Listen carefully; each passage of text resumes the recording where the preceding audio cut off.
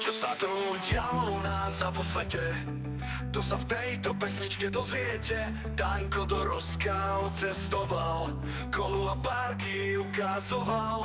Všetko by kúpil a Veľmene by som hneď zobral domov. Potom by to všetko zožral, na Netflixe rozprávočky pozerá. Pinami písol ho pekne nasiera, Studenková cenu neprevzala, na tú cenu sa vykašľala.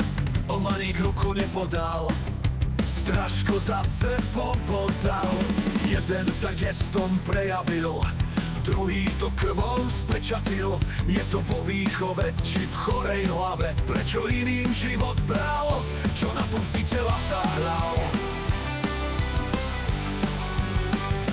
Zobrať život nevinným ženám, už na to ani slova nemám. TikTok v Amerike zrušili, že by čínsku propagandu zničili. No Trump to hneď zmenil, a k spusteniu on zavelil. O ukončení vojny sa vystatoval, no s ďalšími sankciami vyrukoval. Aj Musk si zahajloval, čo tým gestom ukazoval. Fico na Ukrajinu zanevrel, lebo Zelenský export plynu uzavrel. Dopis od psychiatrov mu doručili, aj s odvolaním ho kus rozčúlili. S Orbánom si obed dali, aj fajne pokecali. Šimečka na Ukrajinu odcestoval, aby Slovensko on obraňoval. Že my vždy budeme za Ukrajinu, myslel si, že je tam za hrdinu.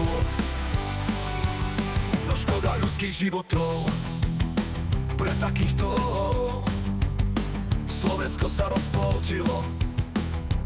Možno i z únie by vystúpilo. Jedni v mestách protestujú, na prevrat sa pripravujú, iní s tým vôbec nesúhlasia. Ficovi sa verne hlásia, Igor na bránu plienky vešia. Niektorí sa z toho tešia, hackeri sa činili a kataster zrušili. Aj zdravotná je v ohrození, ľudia sú z toho vyplašení.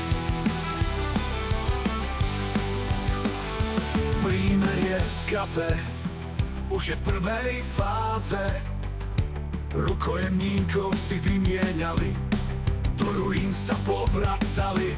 Pápež František knížku Nádej vydal, aby si z nej každý len dobro vybral.